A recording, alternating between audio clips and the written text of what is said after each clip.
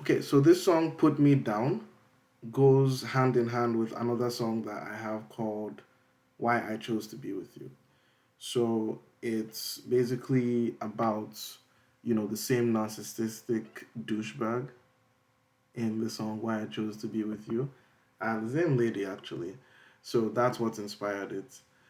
It's basically, about masochism, a term called masochism, which is basically when you like being abused, like you enjoy being uh, abused and stuff. Yeah, don't look into it too much, especially if you're under 18. But yeah, it's pretty serious.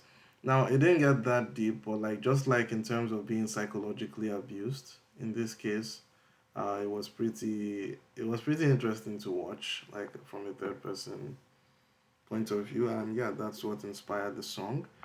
I'm just talking here about like the mentality of such kind of people, like the dichotomy in such a relationship, like between the two people of like completely opposite, like a very nice person who's like submissive and then a dominant, aggressive kind of person. So it starts with "Put Me Down." I love the way you put me down. I love the way you put me down. Again, this is narcissism. They love being like abused, like being pushed down, being made to feel worthless, being made to be belittled, and that kind of thing. So that's kind of like the cry of such a person. Then it goes, "Who the fuck you think you're fucking with? I'm the fucking boss. You want me to give him glory and honor just because? So I was the one who made you scream, oh Lord. My own wingman. Yeah, I fly solo."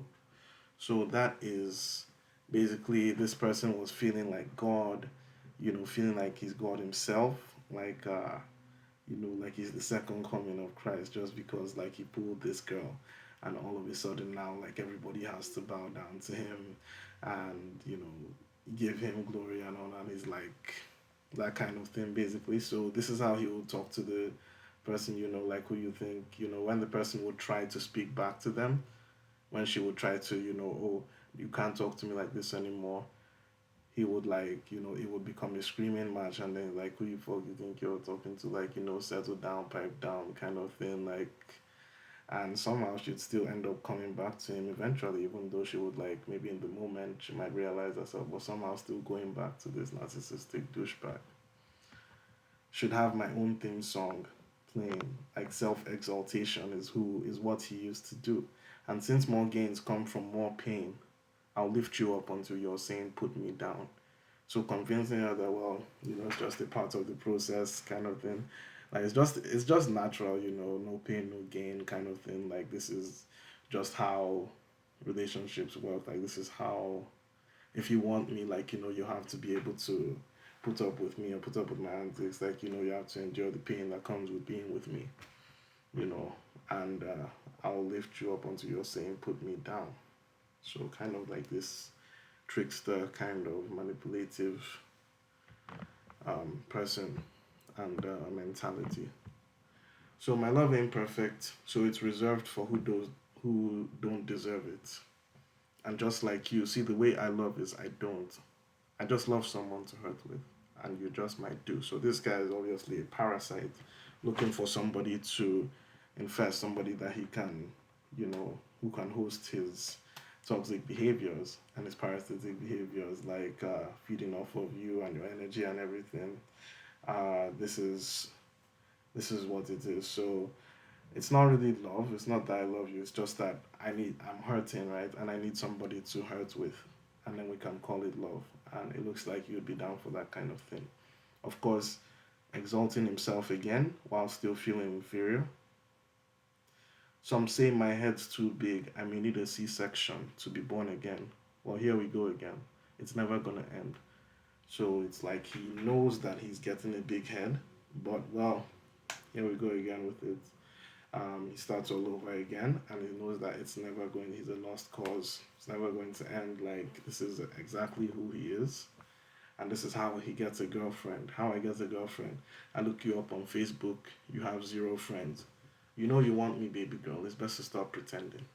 So you best, like, this is kind of like picking on people who aren't really that popular, who don't really have like don't have that value again. Like as I mentioned, like they don't feel like they value themselves. Oh, I don't have as many friends on Instagram. Oh, look how many, on Facebook or wherever. Or I don't feel, basically preying on people who don't feel confident in themselves, or they don't even have friends in real life, kind of thing. So you want me, like that kind of, that's exactly, like, I think that's verbatim what this person has said. So you want me, baby girl. It's best to stop pretending. So stop with that pretending, that kind of thing, like forcing the person to like you. I compliment you in ways you couldn't comprehend. We're yin yang.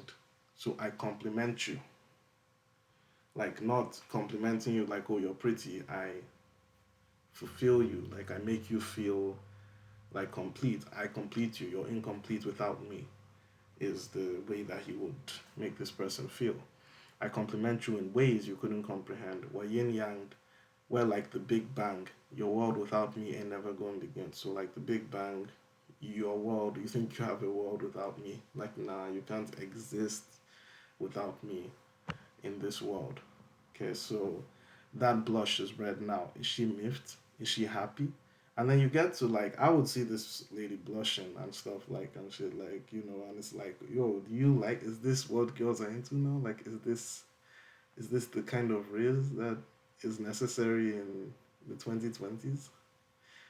Like, or in this was like in like 2019 or something, or 2020, 2018.